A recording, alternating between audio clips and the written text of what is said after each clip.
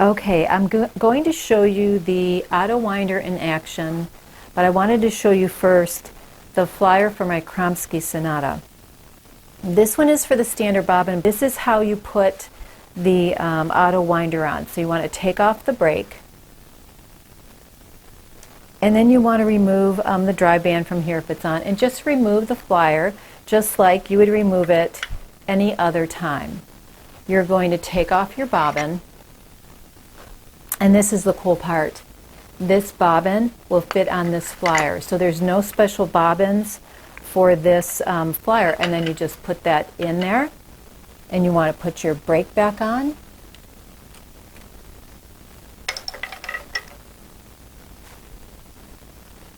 Put your brake on. Put your dry band on.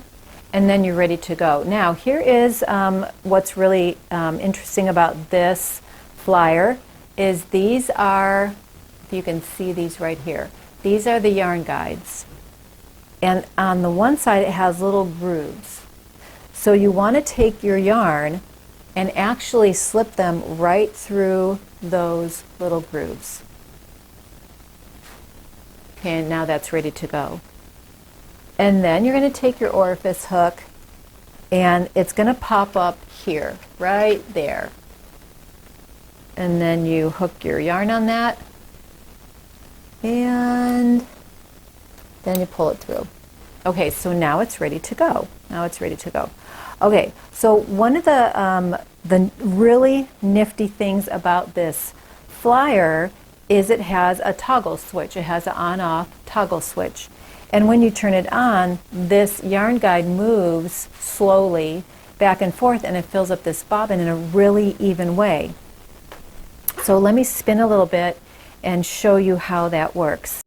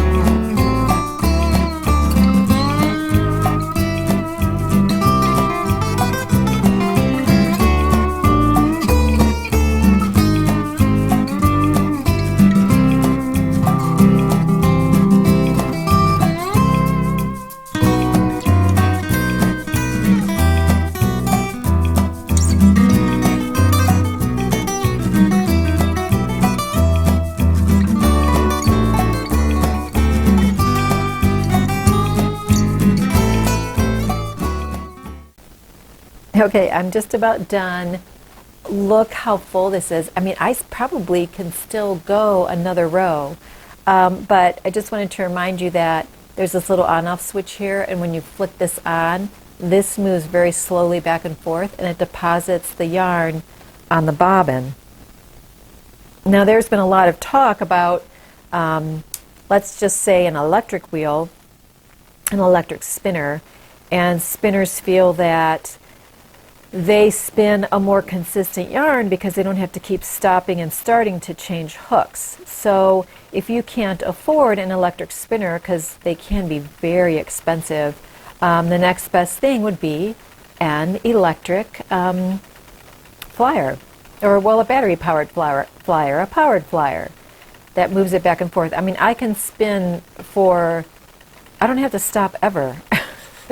I mean, sometimes I'll stop because I have to go to the bathroom or get a drink, or I have to get more fiber because this is holding so much. Oh my gosh, I had it to keep going back to get fiber because it was holding so much fiber. I just had to keep getting more because I want to fill this up all the way because I want to show you guys how much it can handle. And then I will, what I'll do is rewind the bobbin into 2 separate bobbins because I want to do a 2-ply and I want to ply it and then show you guys how this flyer plies. So it's pretty awesome. I really, really like this. It's really full.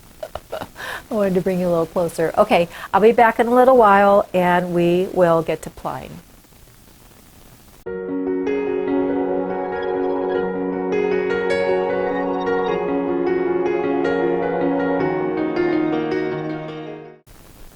So I wanted to show you something real quick. I have, this is the flyer and the bobbin.